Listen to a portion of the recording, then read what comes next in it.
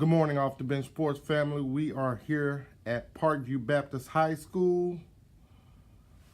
I want to first thank Coach Mitchell and his media coordinator, Miss Jessica, for taking a moment to have Off the Bench Sports here. So let's get going.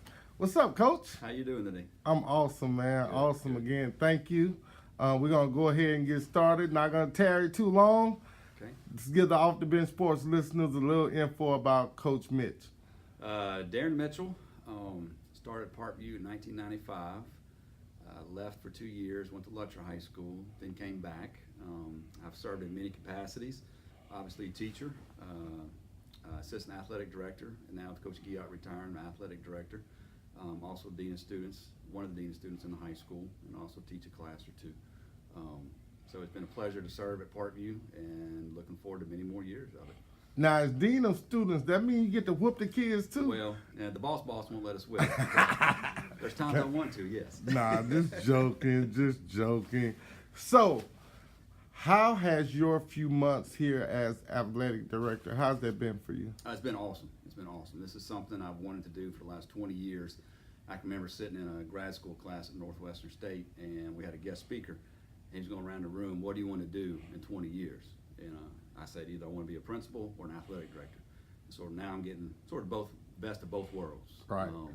And so it's just an honor and a privilege. Had a few good years serving under Coach Guillot, learning from him, and I try to learn from everybody I come in contact with. So it's been good. It's been really good. I'm excited about what the future is going to hold for Parkview and the direction we're going to try to be moving in. Right. I've talked to a lot of athletic directors. I don't think I've ever asked anyone this question.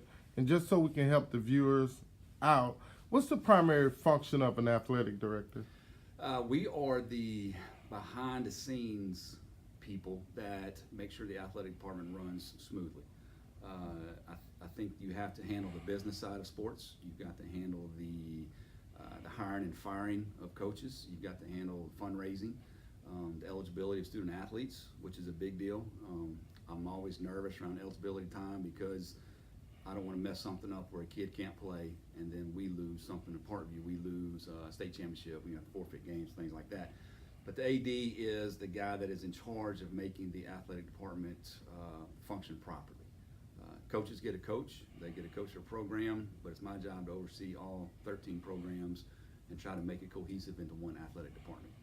Without going in too much, let's see where, being new as the head athletic director, what are some short-term goals and long-term goals that you have based for Parkview Athletics? Okay, some short-term goals. I want to make sure that we function as an athletic program. We've had very good programs, we've had very good teams here, but I want a true athletic department where everybody's working together for our student athletes. That means coaches got to get along. That means coaches got to share. We got to share kids. We got to share facilities. We got to share time. And that has to be intentional. If it's not intentional, you can have good programs, but you don't have a good department. That's my first short-term goal. Long-term goal, we've been very successful in some things we've been doing, but I want the best athletic department in the city and in the state of Louisiana. All sports. We should be competing at the highest level that we possibly can. We're there in some sports, but we got to get there in all sports. You guys just made a critical move, and it was chess. You guys just hired a homegrown native football coach. What went into the decision-making part of that only in hiring Coach LaForce? Well, first of all, very excited Coach LaForce be coming down here. It was a name that started early in the searching process, but I remember I had my first phone conversation with him and said, I remember Michael Clayton playing for Christian Life because they played Parkview that year in '99. And I said, I remember some good quarterback. Everybody talking about the quarterback. I didn't know who he was. So I brought that up to him. We had a good laugh over that. So that name kept coming up. And then in today's society, Google is a great thing. Plug YouTube, plugged in his name, pulled up a few interviews with him. I was highly impressed on the way he talked. I watched an interview after he won a playoff game, then another interview after he lost a playoff game. I liked what I saw there, so we were able to get him down here, and then just for the interview committee, the meeting, let him express his desires and his goals of why he wanted to come back to Baton Rouge and coach at Parkview, and everything matched up. I will say we had a great list of candidates that we did interview. Any one of those men could have led this program, but Stefan stood out more than the others did.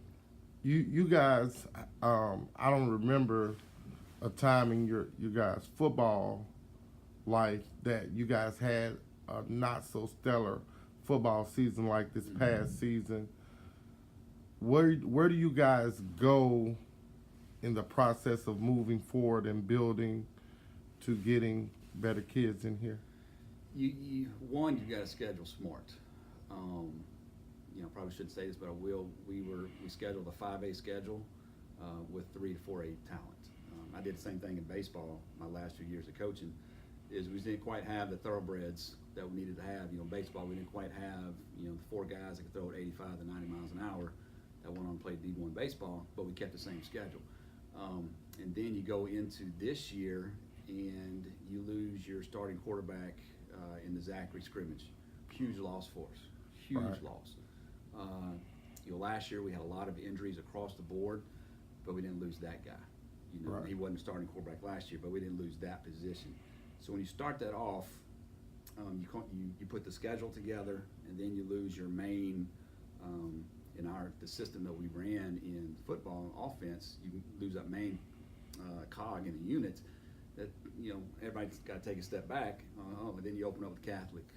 Then you got John Curtis. And then you got East Ascension, who had their best team in a long time. Right. So the schedule didn't help us there. So moving forward, we got to be smarter in the scheduling, and then we've got to market Parkview for what Parkview is, and that's part of Jessica's job. And we've been very successful in the system we've run. Coach Guillot was here for 15, 17 years, and Coach Maya for 5 years, and you're looking at I believe Coach Guillot said 11-2 record over 20 years. That's pretty good. Right. You don't find that every day. So it's not a success factor. And we have to get the right kids in that fit the Parkview family, and hiring Stefan will allow us to continue to do that. It's going to be different. His name is different. His name is a buzz in the community already from the announcement this morning. So we're excited about that. And we didn't hire him for a splash hire. We hired him because he was the best guy for the job. But I'm expecting good things moving forward with this position being filled by Stefan. Right. So I don't want to hold you any longer, but I am really grateful. I got 1,000 more questions I want to ask you, but we'll save some for later. Okay. Because I do want, once Coach LaForce get here in March, I want to sit down with both of you guys. Yep. And that's when we can get into the meat of what I want to ask. But it takes both of you guys together to make that knockout blow. So thank you again, Coach Mitch. I appreciate it. Been great chatting with you. Remember, get off the bench, get into the game. Thank you very much.